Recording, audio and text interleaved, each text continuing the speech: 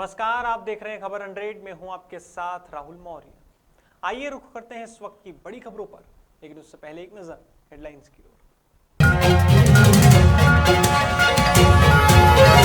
CM Shivraj अपराध और कानून व्यवस्था की समीक्षा, कार्यवाही पर भी होगी समीक्षा। प्रदेश के सीएम शिवराज सिंह चौहान पहुंचे इंदौर। कई कार्यक्रमों में शामिल हुए सीएम शिवराज, लोगों को वैक्सीन लगवाने के लिए किया प्रेरित। भोपाल में कांग्रेस भवन को लेकर उठे सवाल, विधायक रामेश्वर शर्मा ने विपक्ष पर साधा निशाना, कांग्रेस पर भवन बेचने का लगाया आरोप।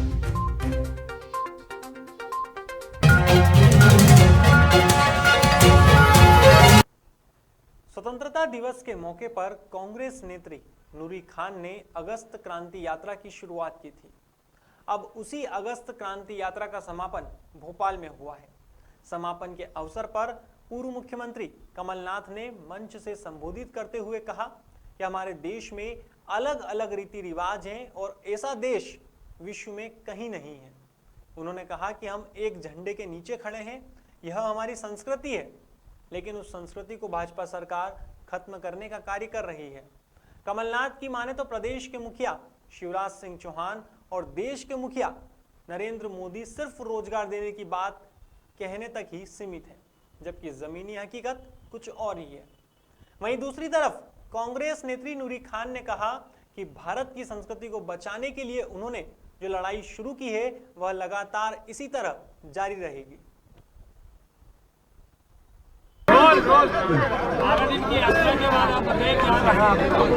देखिए, ये 12 दिन की यात्रा मेरे लिए अविस्मरणीय है। कभी सोचा नहीं था कि उज्जैन से भोपाल तक पैदल चलकर आऊंगी, लेकिन मुझे महसूस हो रहा था कि प्रदेश को एक क्रांति की ज़रूरत है और अगस्त क्रांति से बेहतर कुछ नहीं हो सकता, क्योंकि महिलाओं की सुरक्षा का सवाल था, युवाओं के रोजगार का सवाल था, अतिथि शिक्षकों की आवाज़ बुलंद। इंदौर और उज्जैन संभाग के पुलिस के आला अधिकारियों के साथ मुख्यमंत्री शिवराज सिंह चौहान मीटिंग करने वाले हैं। इंदौर जोन के आईजी हरि नारायणचारी मिश्र के अनुसार कानून व्यवस्था की उच्च स्तर पर हमेशा समीक्षा बैठक की जाती है, लेकिन इस साल कोविड के कारण बैठक संपन्न नहीं हो सकी थी। इसी के चलते अब मुख्यमंत्री की मौजूदगी में पुलिस से संबंधित अपराध और कानून व्यवस्था की समीक्षा की जाएगी। इसके साथ ही जिले में कई कार्यवाही हुई है, जिनकी भी समीक्षा की जाएगी। मुख्य तौर पर इंदौर जोन और उज्जैन जोन को लेकर के इसमें सभी पुलिस अधिकारियों और साथ साथ सभी वरिष्ठ अधिकारियों को आज माननीय मुख्यमंत्री महोदय के द्वारा संबोधित किया जाएगा। इसमें पुलिस से संबंधित जो अपराध हैं और साथ ही साथ कानून व्यवस्था को लेकर के इसमें निर्देश दिए जाएंगे। साथ ही साथ सभी जिलों में जो महत्वपूर्ण उपलब्धियां हुई हैं, जो महत्वपूर्ण कार्रवाइयां हुई हैं, जो पुलिस की विभिन्न क्षेत्रों में जो कार्रवाइयों का जो आकलन है उसकी भी समीक्षा की जाएगी। और इस बैठक में सभी पुलिस अधिकारी, जिसमें पूरे इंदौर और पुलिस उज्जैन संभाग के लगभग 15 से ज़्यादा पुलिस अधीक्षक, उप पुलिस महानिरीक्षक और बाकी वरिष्ठ अधिकारी भी होंगे। इंदौर में 2 शातिर महिलाओं ने हाथ की सफाई दिखाते हुए बैग में रखे सोने के आभूषण चुरा लिए हैं। दरअसल गोपुर कॉलोनी में रहने वाले बद्रीलाल चौहान अपनी पत्नी गंगाबाई के साथ पुरानी ज्वेलरी को रिपेयर कराने सराफा गए थे। आभूषण रिपेयर कराने के बाद बुजुर्ग दंपत्ति नए आभूषण खरीदने के लिए एक अन्य सराफा दुकान पर भी गए, जहां पास में बैठी 2 महिलाओं ने बुजुर्ग महिला के बैग में रखे सोने के आभूषण चुरा लिए। कुछ देर बाद जब महिला को घटना की जानकारी लगी तो उन्होंने सराफा थाने में इसकी शिकायत की। हालांकि दोनों महिलाएं दुकान से फरार तो हो गई, लेकिन सीसीटीवी कैमरे में कैद हो गई। अब पुलिस ने केस दर्ज करते हुए क्षेत्र में लगे सीसीटीवी फुटेज के आधार पर महिलाओं की तलाश शुरू की है। जी, कल एक दंपत्ति अपनी कुछ पुरानी ज्वेलरी सोने की उसको रिपेयर करवाने के लिए एक बैग में रखकर लेकर आए थे और वो एक ज्वेलरी शॉप पर कुछ दूसरी ज्वेलरी देख रहे थे। तो 2 महिलाएं जो काफ़ी समय से उनके साथ साथ चलती हुई सीसीटीवी में दिख रही हैं और दुकान में भी उनके पास ही बैठी हुई हैं। और उनके द्वारा अपने कपड़ों की आड़ में उस बैग में से वो सामान निकालना सीसीटीवी में दिखाई दिया है, जिस आधार पर प्रकरण पंजीबद्ध किया गया है और सीसीटीवी फुटेज के माध्यम से उनका रूट ट्रैक कर उनका पता लगाया जाए। वन मंडल इंदौर की बीट नयापुरा कक्ष क्रमांक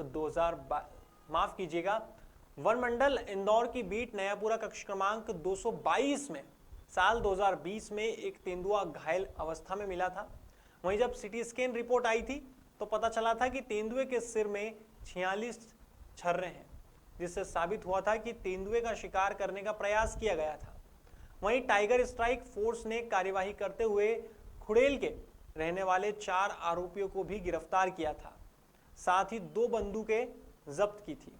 वहीं अब उक्त बंदूकों का शिकार में उपयोग होने की पुष्टि हुई है, जिसके चलते शिकारियों पर आर्म्स एक्ट के तहत भी प्रकरण दर्ज किया गया है। जुलाई 2020 में एक नयापुरा बीट में वन विभाग द्वारा कार्रवाई में कुछ शिकारियों को पकड़ा था। उनसे जब्त बंदूकों की फॉरेंसिक जांच के बाद वन विभाग के प्राप्त प्रतिवेदन पर थाना खुड़ेल में इंदौर के मल्हारगंज थाना क्षेत्र में धोखाधड़ी का मामला सामने आया है। मल्हारगंज थाने पर फरियादी मधु सोलंकी ने शिकायत दर्ज करवाई थी कि दलाल के माध्यम से आरोपियों को कार बेची थी, लेकिन आरोपियों ने न तो कार दी और न कार की राशि दी और न ही उसके बाद कार लौटाने की कुछ कार्यवाही हुई। ऐसे में अब पुलिस ने फरियादी की शिकायत पर आरोपी शाहिद खान और दलाल समेत 3 आरोपियों के खिलाफ धारा 420 और 406 के तहत प्रकरण दर्ज कर लिया है। फिलहाल मामले में जांच की जा रही है। सर, धोखाधड़ी का एक मामला सामने आया है मल्हारगंज थाना क्षेत्र में, क्या है मामला, किस तरह की धोखाधड़ी? कल दिनांक को आवेदक मधुर पिता अनिल सोलंकी द्वारा एक लिखित आवेदन दिया गया था। इसके आवेदन पर से आरोपी शाहिद खान, रेहान उर्फ राजा और शरीफ खान के विरुद्ध 420 406 का प्रकरण पंजीकरण विवेचना में लिया गया है। आरोपी द्वारा फरियादी की गाड़ी स्विफ्ट डिजायर जो दी थी दलाल के माध्यम से, उसने अधिक पैसे के लालच में रुपयों के लालच में गुरुवार को मध्य प्रदेश के मुख्यमंत्री शिवराज सिंह चौहान इंदौर पहुंचे। यहां वे कई कार्यक्रमों में शामिल हुए। इस दौरान सीएम ने वैक्सीनेशन अभियान 2.0 के लिए बनाए गए वैक्सीन सेंटरों का दौरा किया और सभी लोगों को जागरूक रहने के लिए कहा। वहीं देखने में आया कि मुख्यमंत्री शिवराज सिंह चौहान को गर्भवती महिला ने राखी बांधी और पैर छूकर आशीर्वाद लिया। इस मौके पर सीएम ने मीडिया से भी बात की और लोगों को वैक्सीन लगवाने के लिए प्रेरित किया। इस अवसर पर सीएम के साथ शहर के अन्य जनप्रतिनिधि भी मौजूद थे। ऐसे कई प्रश्न थे।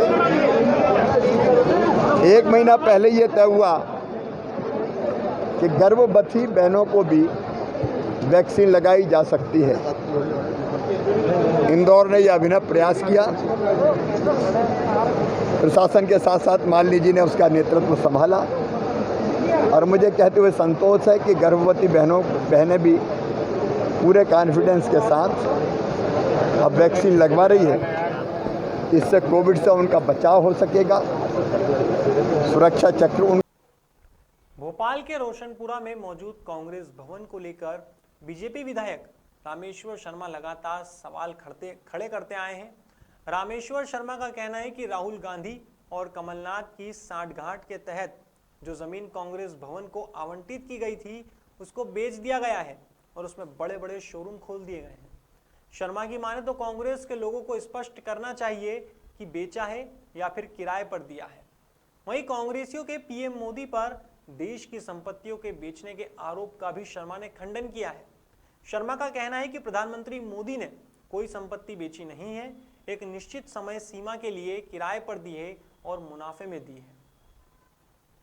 जो राहुल गांधी जी हैं उनके दबाव में कमलनाथ जी और राहुल गांधी जी की जुगलबंदी ने मध्य प्रदेश के कांग्रेस के नेताओं को पता ही नहीं चला और पूरी प्रॉपर्टी बेच दी। अगर नहीं बेची तो कांग्रेस ये बताए कि उन्हें किराए पर दी है या उनको दान में दी है या उनको रोजगार नहीं था तो रोजगार खड़ा करने के लिए सबको मुफ्त दिए कि आप अपने परिवार का भरण पोषण करो और इसमें जब तक ये चलाओ।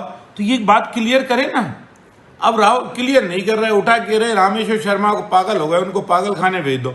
हाँ भैया, कांग्रेस कार्यालय ने कहीं पागल खाना खोला हो, क्योंकि आपके यहाँ मेरे से ज्यादा पागल हैं, उनके इलाज जहां हो रहे हैं बता देना, हम भी वहीं करा लेंगे। लेकिन इससे पहले राहुल अंकल का भी तो इलाज करा लो। जब भारत के प्रधानमंत्री बोल रहे हैं कि जो प्रॉपर्टी के बारे में राहुल गांधी बोल रहे हैं, रेलवे के बारे में बोल रहे हैं, या फैक्ट्रियों के बारे में बोल रहे हैं, उद्योग जगत के बारे में बोल रहे हैं, तो भारत के प्रधानमंत्री बोल रहे हैं ना कि हमने बेचा नहीं है, हमने लिमिटेड टाइम के लिए किराए से दी है और इतने मुनाफे में दी है और क्वालिटी और गुणवत्ता के साथ दी है, उसमें कोई भी छूट नहीं की जाएगी। जब ये भारत के प्रधानमंत्री बोल रहे हैं तो वो बोल रहे हैं कि भारत सरकार ने प्रॉपर्टी बेच दी, देश में। फिलहाल खबरों में बस इतना ही, लेकिन खबरों का सिलसिला जारी रहेगा। आप देखते रहिए खबर 100, जनता की बुलंद आवाज।